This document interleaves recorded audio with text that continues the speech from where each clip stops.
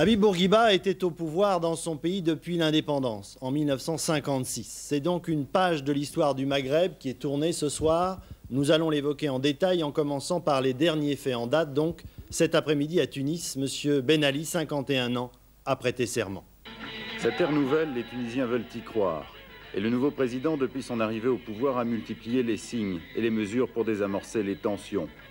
Mesures encore peu nombreuses, mais suffisantes pour laisser espérer plus de démocratie. Ce qui est incontestable, c'est que nous avons été, il faut le dire, pris de court, mais dans le bon sens du terme, par la volonté affichée par le chef de l'État de réaliser un certain nombre de réformes pour marquer le changement.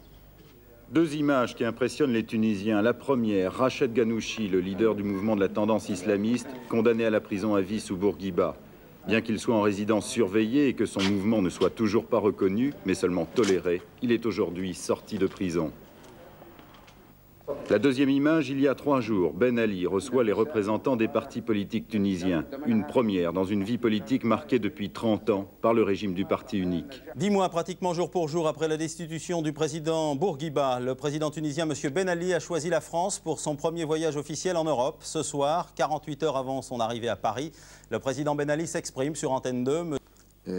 J'apporte à la France l'amitié de la Tunisie, l'amitié solide de la Tunisie.